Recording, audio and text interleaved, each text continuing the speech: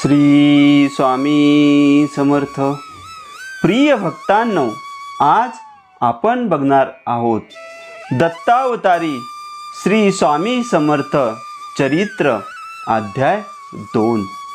मित्रांनो, स्वामी चरित्र अध्याय श्रवण करणे ही एक स्वामींची भक्तीच आहे. स्वामींची भक्ती केल्याने जीवनामध्ये सुख, समाधान आणि शांती प्राप्त होते. तसेच मनातील इच्छाही पूर्ण होतात. याचा लाखो लोकांना अनुभव आलेलाच आहे. तर या परमपवित्र अध्यायाला सुरुवात करण्यापूर्वी कमेंटमध्ये श्री स्वामी समर्थ असे लिहून चॅनलला सबस्क्राईब करा. श्री स्वामी समर्थ. प्रिय भक्तांनो, मागील अध्यायामध्ये आपण पाहिले की दत्तात्रयांचा तिसरा अवतार स्वामी समर्थांच्या रूपाने प्रगट झाला. ते ठिकाण होते कर्दळीवन. त्यानंतर स्वामी गंगेच्या उगमाकडे निघाले आहेत. स्वामींनी गंगोत्रीला काही दिवस मुक्काम केला. गंगेच्या पवित्र स्नान करून स्वामी ध्यानस्थ बसायचे. काही समयानंतर स्वामी हिमालयात कैलास पर्वतावर गेले. तिथेही त्यांनी अनेक अद्भुत चमत्कार केले. काही काळ तेथे घालविल्यानंतर ते जगन्नाथपुरी येथे आले. त्या ठिकाणी गुजरातमधील आळवणी बुवा आले होते. योगायोगाने त्यांची स्वामींशी गाठ पडली. ते अत्यंत आजारी होते. त्या अवस्थेत स्वामींनी त्यांना जीवदान तर दिलेच, शिवाय जगन्नाथाच्या रूपात दर्शनही दिले. स्वामींच्या स्पर्शाने त्यांना पूर्वजन्म आठवला. श्री नृसिंह सरस्वतींच्या सहवासात आपण गेल्या जन्मी होतो. इतक्यात स्वामींच्या ठिकाणी त्या बुवांना नृसिंह सरस्वती दिसू लागले. जगन्नाथपुरी येथे स्वामींचा महिमा वाढतच होता. सर्व गावातील अनेक लोक त्यांच्या दर्शनास येत होते. अनेक दुःखितांची त्यांनी आपल्या स्पर्शाने जुनाट व्याधीतून मुक्तता केली. जगन्नाथपुरीला स्वामींची कीर्ती ऐकून सर्वजण हा परमेश्वरी अवतार आहे असेच म्हणत असत. जगन्नाथपुरीहून स्वामी हरिद्वार येथे आले. तेथे गंगा काठावर त्यांनी मुक्काम केला. लवकरच त्यांची कीर्ती पसरत गेली. तेथे अनेक लोकांचा त्यांनी उद्धार केला. हरिद्वार येथे त्यांचे साधक वाढतच होते. एका पौर्णिमेला गायीवर हात ठेवून दत्त रूपात स्वामींनी सर्व भक्तांना दर्शन दिले. तेव्हा हे स्वामी श्री गुरुदेव दत्तात्रयांचेच अवतार आहेत असे सर्व मानू लागले. एकदा स्वामींना आपण कुठून आलात असे भक्तांनी विचारले. तेव्हा स्वामींच्या मुखातून अचानक शब्द आले, आम्ही यजुर्वेदी ब्राह्मण, आमचे नाम नृसिंह भान, मूळ पुरुष वटवृक्ष स्थान, दत्तनगर निवासी हो. काही कालक्रमणानंतर स्वामी हरिद्वार येथून वायू वेगाने निघाले. ते द्वारकेजवळ आले. तेथे स्वामी नारायण सरोवराकडे जाऊ लागले. वाटेत तेथील ब्राह्मणाने त्यांना अडवले व सरोवरात स्नानासाठी दक्षिणा मागू लागले. तेव्हा स्वामी एकाएकी गुप्त झाले. ते काही समयाने त्या सरोवराच्या मध्यभागी आसन घालून पाण्यावर ध्यानस्थ बसलेले त्या ब्राह्मणास दिसले. ते पाहून हा कोणी सिद्धयोगी पुरुष आहे असे समजून गावातील सर्व लोक त्यांच्या दर्शनास येऊ लागले. स्वामींनी अनेक चमत्कार त्या तीर्थक्षेत्रावर केले. तेथून ते वायुवेगाने अदृश्य होऊन द्वारकेस गेले. ज्या ज्या ठिकाणी ते गेले तेथे तेथे त्यांनी लोकांचा उद्धार केला. त्या त्या लोकांच्या पुण्याईने त्यांना स्वामी दर्शन सहवास मिळत गेला. ते त्यांच्या मनातील इच्छा पूर्ण करीत असत. अखेर एका रात्री स्वामी त्या श्रीकृष्णाच्या द्वारकेतून अंतर्धान पावले. ते थेट गिरनार पर्वतावर प्रगट झाले. तेथील औदुंबराच्या झाडाच्या पारावर आसन घालून स्वामी ध्यानस्थ बसत. तेथेही त्यांनी एका पंगूला चालते केले. हे समजताच तेथील लोकांना त्यांच्या दर्शनाची ओढ लागली. तेथून स्वामी अंबेजोगाई येथे प्रगट झाले. तेथे गुराख्यांमध्ये ते वावरत होते. कुणाला या यती पुरुषाची कल्पना नव्हती. तेथे राहून त्यांनी अनेक अद्भुत चमत्कार दाखविले. अंबेजोगाईहून ते थेट रामेश्वर क्षत्री दक्षिण टोकाला आले. रामेश्वर येथेही अनेक चमत्कार स्वामींनी केले. आपल्या विश्वव्यापी अस्तित्वाची चुणूक तेथील लोकांना दाखविली. तेथून ते शैवपंथी लोकांच्या शिवकांची व वैष्णवपंथी लोकांच्या विष्णुकांची येथे गेले. तेथे त्यांनी त्या दोन पंथांत समेट घडविला.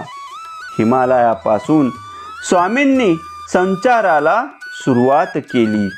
ती दक्षिण टोकाला सेतुबंध रामेश्वरपर्यंत त्यांनी आपले अवतार कार्य प्रगट केले. या कार्यात अनेकांचा उद्धार केला. त्या त्या लोकांचे भाग्योदय उजळून आले.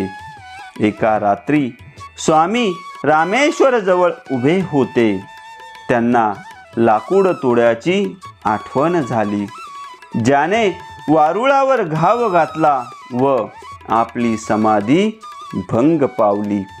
तेव्हा या साक्षात्कारी पुरुषाने मर्त्य मानवाचे स्मरण केले. आत्तापर्यंत अनेक साधू संत योगी त्यांना भेटले होते, परंतु या लाकूड तोड्याचीच आठवण त्यांना झाली. ही त्यांची पुण्याई होती. पुढील प्रवासास ते तेथून निघणार होते. त्यांनी रामाचे स्मरण केले. त्या रात्री लिंगाची पूजा केली आणि तेथे अदृश्य झाले. हिमालयात श्री शंकराचे दर्शन प्रत्यक्ष घडले. तेव्हा त्यांच्या साक्षात्कारी पर्वाची सुरुवात झाली. तर या पर्वाचा शेवट परम श्री शंकराच्या दर्शनाने त्यांनी केला व पुढच्या कार्यास सुरुवात केली. सेतुबंध येथून स्वामी आकाशमार्गे गुप्त रूपात बीड जिल्ह्यातील राजूर गावी प्रगट झाले. तेथे एका मठात ते राहिले. त्यांचे ते राजबिंडे तेजस्वी रूप पाहून भक्त भारावून गेले. बीड जिल्हा निजामाकडे होता. तेथील एका भक्ताने त्यांची कीर्ती निजामाच्या कानावर घातली व त्या मठाला वर्षासन मिळून मठाचा कायापालट झाला. लोकांच्या झुंडीच्या झुंडी तेथे दर्शनाला येऊ लागल्या. आता लोकांची खात्री झाली की स्वामी हे परमेश्वरीच अवतार आहेत. लोकांचे रोग त्यांच्या स्पर्शाने बरे होऊ लागले. त्या गावाला तीर्थक्षेत्राचे स्वरूप प्राप्त झाले. काही दिवस तेथे वास्तव्य झाल्यानंतर स्वामी अचानक अदृश्य झाले आणि मठात एकच गोंधळ उडाला. पुढे आषाढीच्या निमित्ताने काही राजूरचे वारकरी पंढरपूर येथे गेले होते. तेव्हा त्यांना सुखद धक्का बसला. त्यांना भीमेच्या किनाऱ्यावर स्वामी पाण्यावर चालत येताना दिसले. ते किनाऱ्यावर आले आणि तडक विठोबाच्या मंदिरात गेले. स्वामींच्या मागोमाग ते लोक गेले. स्वामींना विनंती करू लागले की स्वामी आपण परत राजूर गावी चलावे. परंतु तेवढ्याच स्वामी अदृश्य झाले. राजूर गावातील लोक फार अस्वस्थ झाले. सर्वजण त्यांचा शोध घेत फिरत होते. स्वामींचा एक लाल भारती नावाचा भक्त होता. त्याला दर्शन देऊन त्या सर्वांची अस्वस्थता दूर करावी असे स्वामींनी मनात ठरविले. मंगळवेढ्याच्या वाटेवर एका औदुंबराच्या वृक्षाखाली स्वामी बसलेले आहेत असे त्या लाल भारतीला दृष्टांतात समजले. ही बातमी सर्वत्र पसरली व सर्वजण स्वामींना भेटण्यास तेथे आले. भक्तांनी दर्शन घेतल्यावर त्यांचे अष्टसात्विक भाव जागृत झाले. तेव्हा आपल्या अस्तित्वाची खूण म्हणून आपल्या पादुका राजूरच्या मठात ठेवण्यास स्वामींनी त्यांना दिल्या. स्वामी तसेच त्या वृक्षाखाली रात्रभर बसले होते. त्या रात्री मंगळवेढ्याच्या एका शेतकऱ्याने स्वामींना पाहिले व तो त्यांच्या दर्शनास तेथे गेला. त्या शेतकऱ्याच्या अंगावरून स्वामींनी हात फिरवला. तेव्हा त्याच्या पूर्व स्मृती जाग्या झाल्या व त्याच्या लक्षात आले हे स्वामी समर्थ आहेत. तो गावात आला आणि लोकांना स्वामींच्या भेटीबद्दलची हकीकत त्याने सांगितली. तेव्हा सर्व लोक दर्शनासाठी त्या ठिकाणी आले व सर्वांनी स्वामींना गावात येण्यासाठी विनवणी केली. त्यावेळी स्वामी म्हणाले, वेळ आली की मी गावात येईन. दुसऱ्या दिवशी तो शेतकरी शेतावर जात होता. तेव्हा त्याचे 2 बैल त्याच्या बरोबर होते. जाता जाता स्वामींचे दर्शन घेण्यास म्हणून तो वळाला. तेवढ्यात त्याचा एक बैल एकाएकी खाली कोसळला. तो अचके देऊ लागला म्हणून शेतकरी घाबरला व त्याने स्वामींकडे व्याकुळ नजरेने पाहिले. तेव्हा स्वामींनी त्या बैलाला एक हाक मारली. त्या क्षणीच तो बैल उभा राहिला. शेतकरी आनंदाने त्या बैलासह स्वामींजवळ गेला. त्यांचे चरण धरले. तेव्हा तो बैलही पाय टेकून स्वामींपुढे उभा राहिला. या बैलाचा मोक्ष क्षण जवळ आला आहे असे स्वामींनी त्या शेतकऱ्याला सांगितले. थोड्या वेळातच तो बैल स्वामींना फेरी घालून गतप्राण झाला. शेतकऱ्याच्या डोळ्यातून आनंदाश्रू वाहत होते. स्वामींनी तुझे कल्याण होईल असा आशीर्वाद त्याला दिला. शेतकरी तेथून सरळ गावाकडे निघाला. स्वामींनी निर्णय घेतला, उदयिक सकाळी मंगळवेढा गावात जायचे. अशा प्रकारे स्वामी चरित्राचा हा अध्याय संपन्न झाला.